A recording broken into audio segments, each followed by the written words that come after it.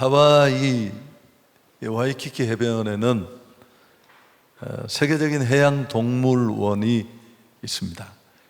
몇 시간 이렇게 걸어서 전 세계에서 모은 동물들을 보고 나면 이제 마지막 이렇게 우리가 나오는데 앞에 그런 편말이 걸려져 있습니다. The greatest animal in the world. 세상에서 가장 위대한 동물. 사람들은 이 편말을 보고 기대합니다. 세상에서 가장 위대한 동물이 뭐지? 그리고 가까이 가보면 큰 거울 하나를 만나게 됩니다. 그 거울을 들여다보다가 그 거울 속에 비친 자기 모습을 보는 겁니다. 세상에서 가장 위대한 동물은 바로 너 자신 인간이야. 그런 메시지를 들려주는 겁니다. 여러분, 인간은 정말 세상에서 가장 위대한 존재로 지음을 받았습니다. 그렇지만 자칫하면 우리는 짐승보다 못한 존재로 전락할 수도 있습니다. 우린 주변에 정말 금수만도 못하다, 그런 얘기를 듣는 경우를 종종 주변에서 보지 않습니까? 여러분, 이 극단의 모습은 다른 데 원인이 있지 않습니다. 아주 전적으로 우리 한 사람 한 사람의 선택에 달려 있습니다. 인물 중심으로 성경을 좀 살피고 싶은 그런 마음이 있었습니다. 오래 고민하다가 이제 오늘 시작하려고 하는데 어떻게 아담을 뛰어넘을 수 있겠습니까? 그래서 인류의 첫 번째 조상이고 창세기의 또 첫 번째 사람이고 그런 아담을 좀 살피려고 하는데요. 여러분, 아담을 아는 것은 인류 역사를 아는 것입니다. 아담을 아는 것은 또 인간을 아는 것입니다. 그리고 아담을 아는 것은 바로 나를 아는 것입니다. 아담은 그 이름의 뜻이 땅, 흙, 먼지, 그런 뜻을 가지고 있습니다. 너무 초라하고 별 볼 일 없는, 사람이 죽으면 돌아갔다, 흙으로 다시 간 거죠. 아니, 제자리로 돌아간 겁니다. 인간은 그렇게 초라한 존재인데 하나님이 그 흙을 빚어 자기 형상대로 우리를 만들었습니다. 창세기 1장 26절에 하나님이 이르시되 우리의 형상을 따라 우리의 모양대로 사람을 만들고, 그리고 더 결정적인 것은 하나님은 흙을 빚어 사람을 만드시고 창세기 2장 7절에 보면 거기에 생명을 불어 넣으셨습니다. 여러분, 그래서 우리는 살아있는 생명체, 이 대단한 존재로 만들어진 겁니다. 가만히 들여다보면 인류의 첫 번째 사람인 아담은 땅과 하늘이 합해서 만들어진 걸작입니다. 그래서 사람은 땅과 하늘의 요소를 다 가지고 있어요. 하나님은 인간을 이렇게 만드시고 그 인간을 위해서 온 천지 우주 만물을 창조하셨습니다. 하나님의 영광을 드러내는 목적도 있지만 하나님의 천지 우주 만물을 만드신 것은 사람이 그 환경 속에 살도록 최적의 환경을 조성하신 것입니다. 그리고 하나님은 인류의 첫 번째 사람인 아담에게 사명을 주십니다. 하나님이 만드신 만물을 다스리고 보존하는 것인데요, 창세기 1장 28절 같이 한번 읽으면 좋겠습니다. 하나님이 그들에게 복을 주시며 그들에게 이르시되 생육하고 번성하여 땅에 충만하라. 땅을 정복하라. 바다의 물고기와 하늘의 새와 땅에 움직이는 모든 생물을 다스리라 하시니라. 하나님은 아담에게 에덴을 허락하셨습니다. 그리고 소명을 주시면서 다스리고 번성하고 지키라, 그렇게 말씀하셨습니다. 모든 것을 그의 손에 쥐어 주셨습니다마는 하나님은 한계도 두셨습니다. 그 금기가 뭐냐 하면 선악과인데요, 선악과는 먹지 말라고 했습니다. 창세기 2장 15절 이하에 나와 있습니다.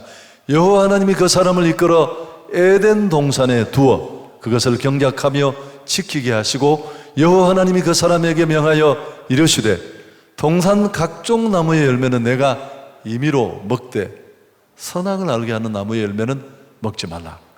내가 먹는 날에는 반드시 죽으리라 하시니라. 하나님은 다 주셨지만 동산 중앙에 있는 이 선악을 알게 하는 나무의 열매는 먹지 말라고 금기하셨습니다. 그런데 마귀가 아담과 짝지은 아내 된 하와를 유혹합니다. 여러분, 마귀는 원래 자기 분수를 모르고 하나님처럼 되려다가 하늘에서 쫓겨난 존재입니다. 마귀에 감동되면 첫 번째 산수가 안 됩니다. 산수 중에 가장 어려운 게 분수가 안 되는 거예요. 자기 위치를 몰라요. 여러분, 자기 위치만 지켜도 정말 교회는 평안한 곳이 될 수 있는데 다 경계선을 넘으면서 어려워져요. 가정도 그렇지 않습니까? 아내는 아내의 자리, 남편은 남편의 자리, 그 자리에만 있으면 좀 소리를 질러도 괜찮습니다. 여러분, 그래서 결국은 선악과를 따먹게 되는데요, 많은 문제를 만듭니다. 여러분, 이 속에는 굉장히 큰 의미가 담겨져 있는데요, 하나님을 부정한 행위입니다. 이건.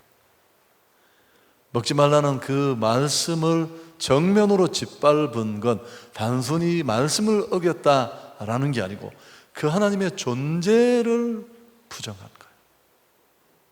엄마 아빠가 말 안 듣는 애들 보고 열을 받는 이유가 똑같은 이유일 수 있습니다. 여러분, 그리고 그들이 그런 유혹과 관계에 이끌리게 된 데는 눈이 밝아 하나님과 같이 된다, 이런 유혹도 한 몫을 했습니다. 피조물의 우상화가 벌써 이렇게 머리를 듭니다.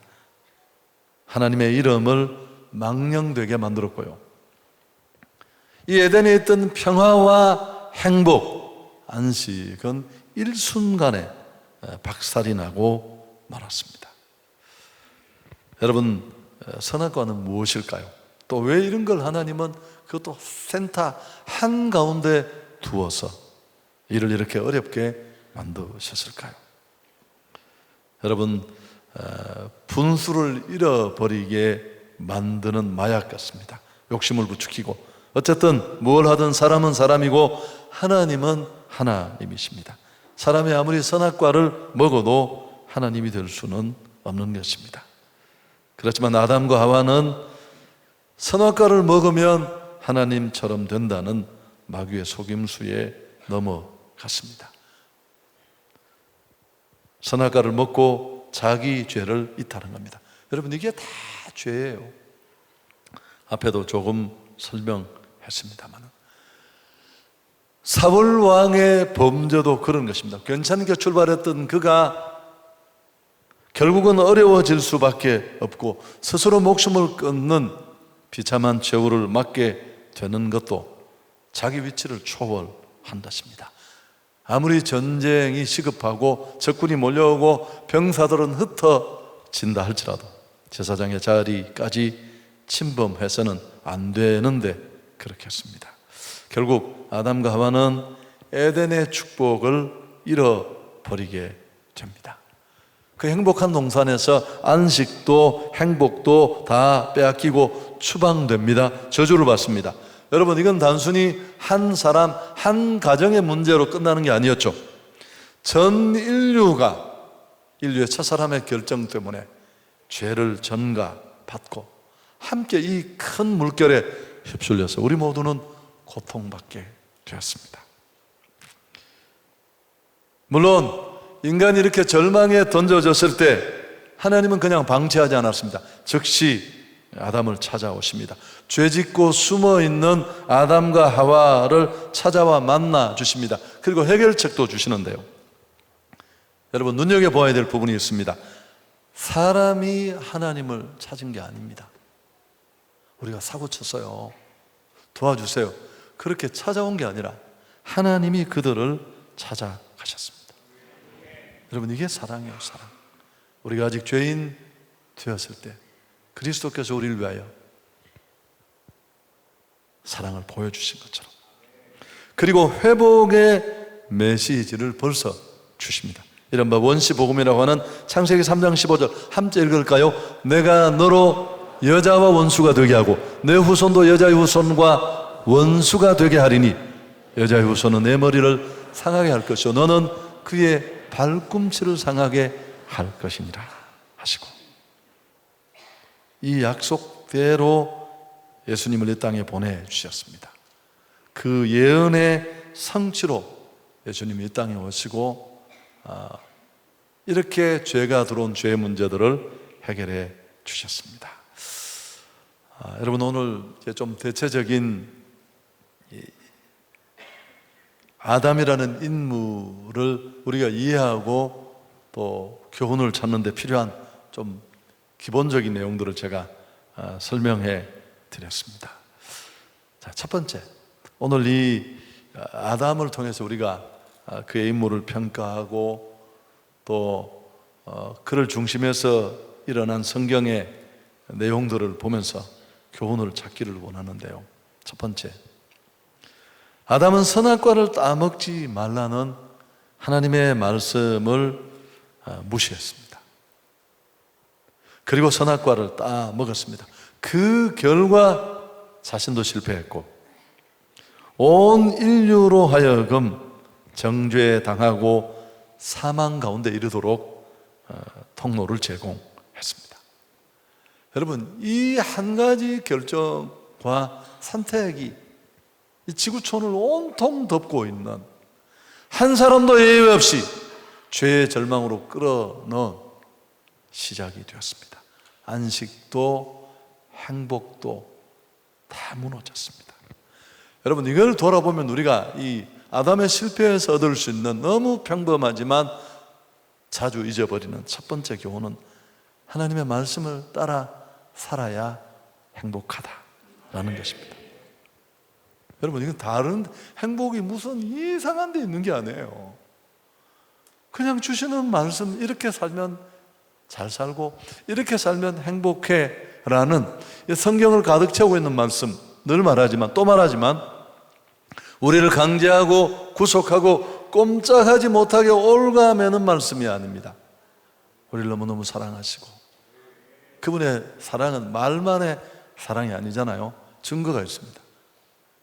우리가 죄를 먹고 마시고 죄를 인지도 하지 못할 때, 죄에 대한 각성이나 개선의 각오가 1도 없을 때 하나님은 우리 죄의 치명적인 부분을 이해하시고 찾아오시고 자기 아들을 죽여서 우리의 죄를 청산해 주실 만큼 그분의 사랑은 분명한 확증이 있는, 멈추거나 포기되지 않는 사랑입니다.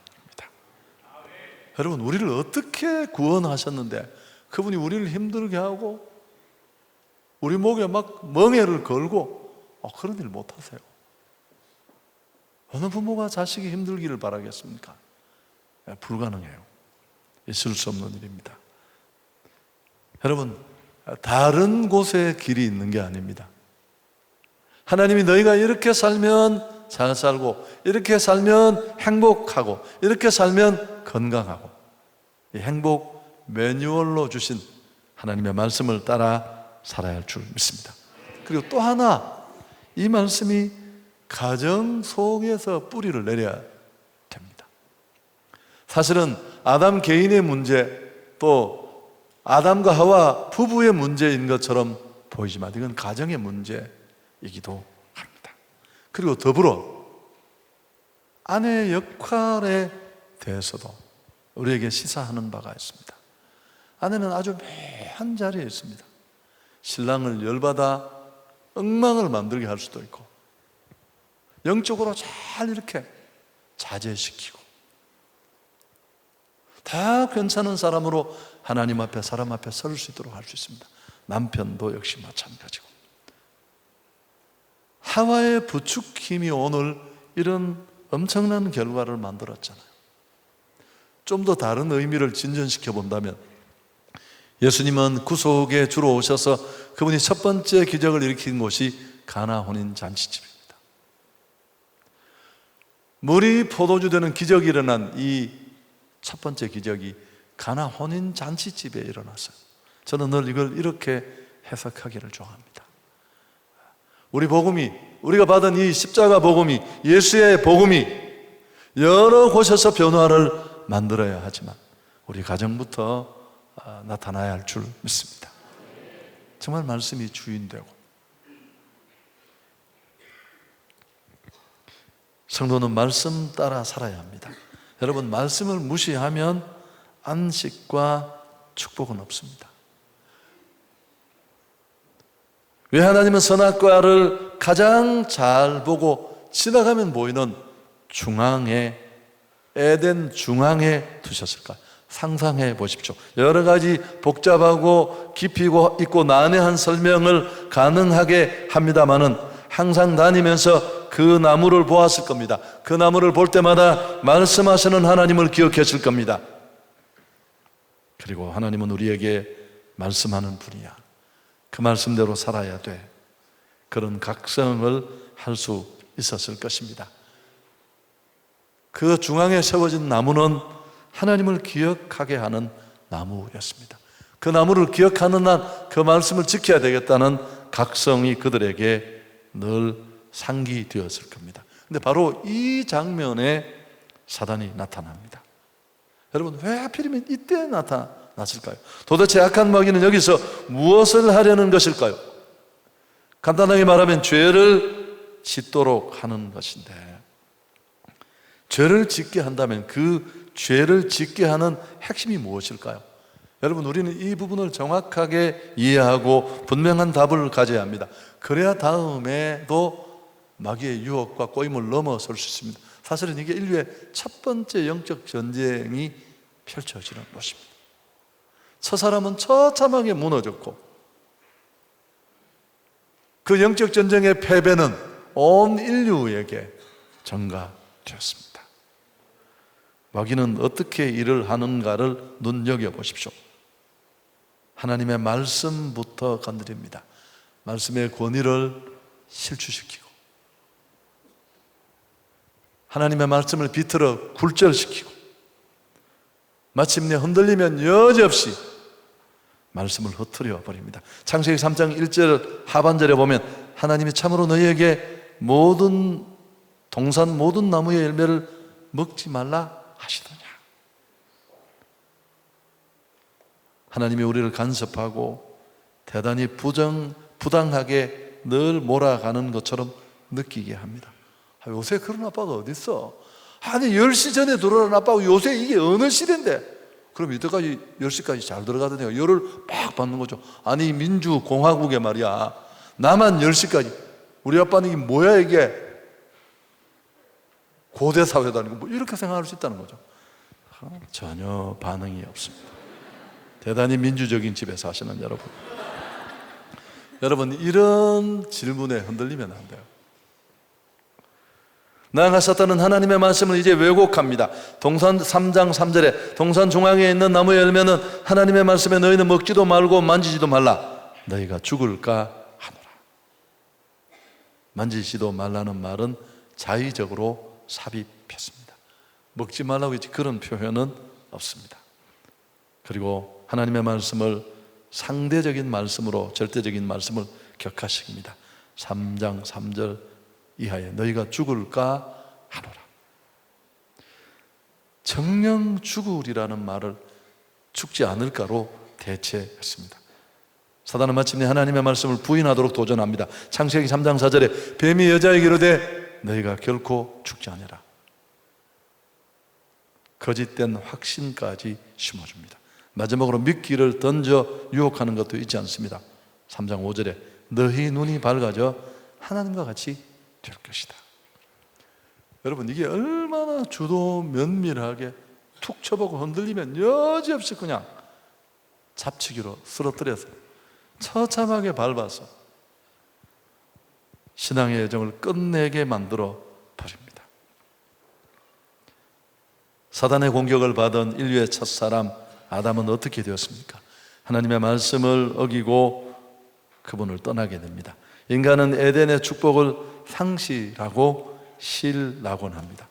생명과 축복의 근원 대신 하나님을 잃어버리고 안식도 행복도 물 건너가게 됩니다. 자, 여러분, 사단이 하는 일은 너무너무 간단한 일이고 너무나 어떤 일인가가 극명하게 드러났습니다. 하나님의 말씀을 떠나게 하는 거예요. 듣기는 들었고 노트에도 남아있고 기억에도 남아있고 무슨 말인지도 알겠는데 그렇게 살지 못하게 하나님의 말씀을 버리는 겁니다. 한번 불편해도 따라 하시겠습니까? 말씀을 버리는 것이 하나님을 버리는 것이다. 여러분, 그게 교회 왔다고 내가 하나님을 버리지 않은 게 아니에요. 오늘 예배 시간에 찬송 들고 예수는 그리스도죠, 주님은 나의 산성, 그런다고 다 되는 게 아니에요. 여러분, 그건 누구나 할 수, 스님도 다 해요. 빵모자 쓰고 와서 그렇게 노래하는 스님이 있었어요. 나갈 때 제가 철야 마치고 나갈 때 스님 힘드시겠습니다라고 말하면 하나님이 은혜를 주셔서 전혀 피곤한 줄 모르겠습니다, 그런 스님이 계셨다니까요. 지금 어떻게 되는지 모르겠습니다. 여러분, 사무엘상 15장 26절 사무엘이 사울에게 한 말입니다. 같이 한번 읽겠습니다. 이는 왕이 여호와의 말씀을 버렸으므로 여호와께서 왕을 버려 이스라엘의 왕이 되지 못하게 했습니다. 신정국가의 진짜 왕은 하나님이시죠. 하나님이 세워놓은 지도자인 왕이 자기가 진짜 왕인 줄 착각할 때, 하나님의 말씀을 짓밟고 경계선을 넘어섰을 때 이미 그건 끝난 거예요. 이렇게. 여러분, 성도의 마음에서 하나님의 말씀을 빼앗는 게 급소해요. 제가 늘 쓰던 표현을 만들면 종교인을 만들어버리는 거죠. 교회? 다녀. 찬송 괜찮아. 금요처럼 가. 그거 무슨 문제가 돼? 그러나 말씀은 너하고 상관없어요.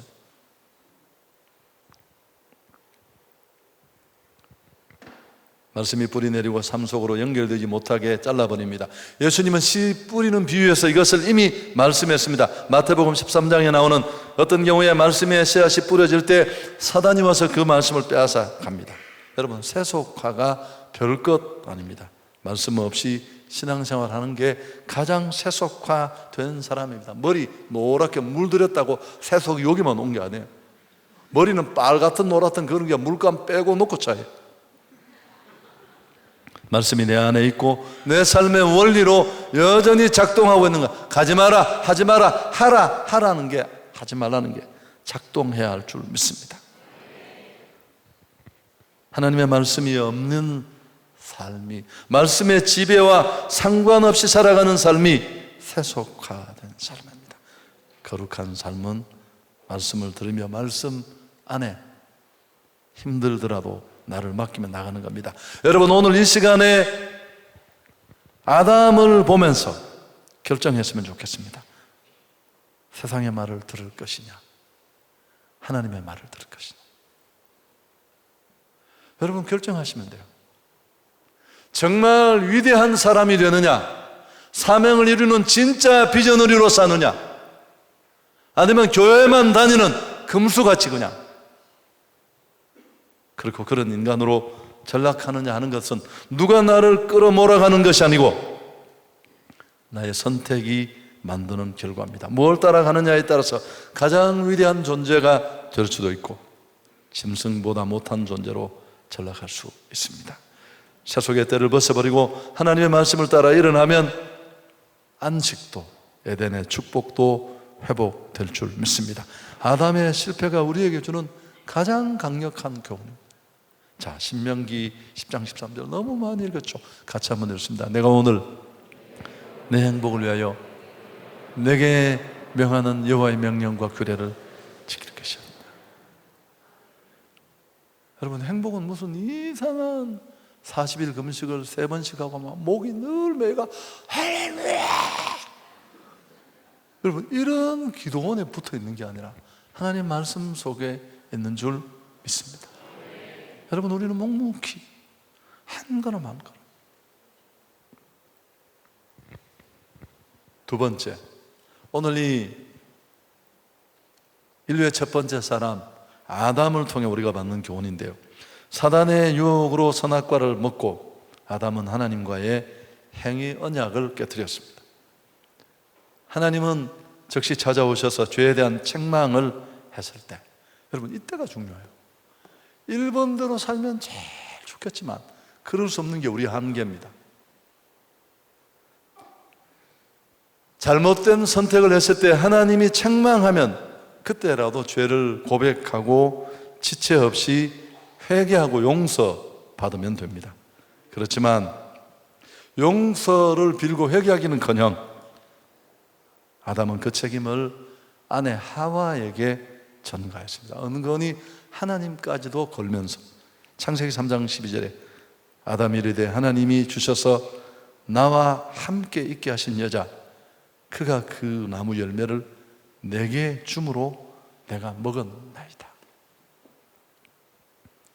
여러분, 누누이 말하지만 우리는 죄 때문에 어려운 것이 아니라 회개하지 않아서 어렵습니다. 다윗을 보십시오. 그렇게 엄청나게 큰 죄를 짓고 나단 선지자가 얘기를 들면서 당신이 그 사람이라고 예리하게 책망했을 때 그가 어떻게 했습니까? 내가 범죄했습니다. 베옷을 입고 죄를 뒤집어 쓰고 금식하며 그는 회개했습니다. 허물이 그 오점이 너무 컸지만 그래도 여전히 하나님은 그를 들어서실 수 있었습니다. 마지막 한 가지만 더 말씀드리고 승리할 수 있는, 오늘 이 아담과는 다른 삶으로 만들어갈 수 있는 결정적인 길이 있습니다. 하나님은 우리 인간을 완벽하게 만들었습니다. 그저 하나님이 말씀하시면 자동으로 실행하는 그런 기계 같은 인간이 아니라 선택할 수 있는 자유의지를 주셨습니다. 우리는 하나님의 말씀을 따라갈 수도 있고 거부할 수도 있는 독립적인 인격체로 만들어 주셨습니다. 여러분, 자유는 좋은 것만 있는 게 아니에요. 당연히 그 자유에는 책임이 따른다는 사실. 그러나 하나님이 우리에게 이런 자유를 주셨다는 것은 또 한 가지 중요한 시사점을 가지고 있습니다. 하나님이 그 형상을 담은 독립적으로 자기 의사결정을 할 수 있는 이런 인격체로 우리를 만들어 주셨는데요, 이 속에는 우리와 교제하기를 원하시는, 단순히 하나님의 역사를 수종드는 일꾼이나 천사 정도가 아니라 그분과 함께 깊은 교제를 나누기를 원하시는 그분의 소망이 거기 담겨 있습니다. 지금도 복음을 통해 하나님의 아들, 딸 된 우리와 그분은 단순히 구원의 주, 창조의 주, 섭리의 주로만 높임을 받는 걸 원치 않으십니다. 우리 삶에 관여하시고 우리와 끈끈하고 긴밀한 교제를 그분은 원하십니다. 고린도전서 1장 9절 함께 읽겠습니다. 너희를 불러 그의 아들 예수 그리스도 우리 주와 더불어 교제하게 하시는 하나님은 미쁘시도다. 너무너무 중요해요. 하나님과의 깊은 교제 속에 있어야 합니다. 여러분, 이 교제가 끊겨지지 않으면 우리는 늘 주어진 환경에 감사할 수 있습니다. 원망과 불평이 사라진 하나님과 함께 하는 삶, 아담과 같은 과거는 재현될 수가 없습니다. 사단이 혹 발을 들여놓아도 꼬임을 시작해도 그는 발 디딜 틈도 찾지 못할 것입니다. 안식과 행복의 비결이 바로 여기에 있습니다. 여러분, 첫 번째 아담은 사단의 공격이 무너졌잖아요. 아주 처참하게. 그래서 그 죄가 온 인류에게 전가되어서 지구촌에 70억 넘는 인류가 함께 죄의 멍에 아파하고 휩쓸려 가고 있습니다. 그러나 두 번째 아담이신 예수님은 이 시험을 뛰어넘으셨습니다. 여러분, 그 비결이 무엇입니까? 창세기 4장에 보면 그분이 공생애를 시작하시면서 40일 금식했을 때 사단이 시험하러 왔습니다. 그때 시험을 이긴 비결은 딱 두 가지입니다. 여러분 아시죠? 기록되었으되 4절, 창세기 4장, 마태복음 4장 4절, 7절, 10절에 세 번이나 성경을 빗대어 공격하는 그에게 정확하게 기록되었으되, 또 기록되었으되, 기록되었으되. 그리고 기도하신 겁니다. 금식하며. 예수께서는 겟세마네 동산에서 제자들에게 말씀했습니다. 시험에 들지 않게 깨어있어 기도하라. 여러분, 이 시험을 뛰어넘는 길은 이 두 가지밖에 없습니다. 너무 평범한 이 첫날, 맨날 수능 잘 친 사람 부르면 뭐라고 말합니까? 아주 저는 이야기를 뭐라고 해요? 교과서에 충실했고 뭐 그런 이야기예요. 똑같아요. 여러분, 무슨 대단한 데 승리의 원인이 있는 게 아닙니다. 제가 어떤 분의 책을 읽었는데 너무너무 감동이 되는 거예요. 가끔씩 인용하는 성경 한 구절 한 구절이 제 가슴에 다 감동으로 몰려와서 책을 다 어떻게 읽을 수 있을까? 여러분 다 아는 구절이고 안면 있는 구절인데 그분이 적절하게 인용하는 그 속에서 너무 크게 제가 은혜를 받았습니다. 그 뒤에 책 뒷부분에서 알 수 있었습니다. 이분은 매일 하루 일과를 시작하기 전에 성경 40장을 읽고 한다. 여러분, 그게 평생이 축적되고 그 말씀을 따라 자기를 던지며 살았어요. 그래서 그 은혜가 내가 알고 있고 내가 이해하고 인용했던 그 구절하고 똑같은 구절이지만 전혀 다른, 아멘도 안 하고 뭘 이해를 하기는 했는지. 여러분, 아담이라는 인물을 보면서 우리는 인간을 알 수 있고 나를 알 수 있는데요, 여러분, 우리는 그냥 흙이에요. 흙. 하나님의 성령을 부어주시지 않으면 우리는 흙이에요. 그냥 흙. 주일날 보겠지만 미친 마음에 휘둘리는 죄된 인간일 뿐이에요.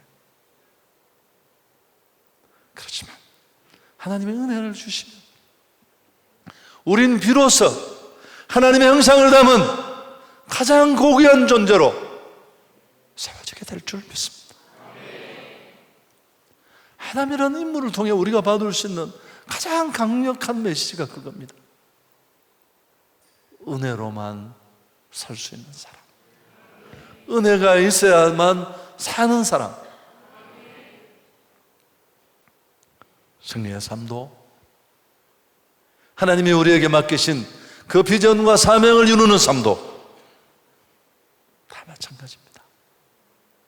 그래서 오늘 이 말씀 앞에 도전받고 우리가 정말 더 때를 따라 돕는 은혜를 구하는 이 평범한 일 같은 일에 밥만 잘 먹어도 보약 안 먹어도 다 건강하고요, 어려움 없습니다.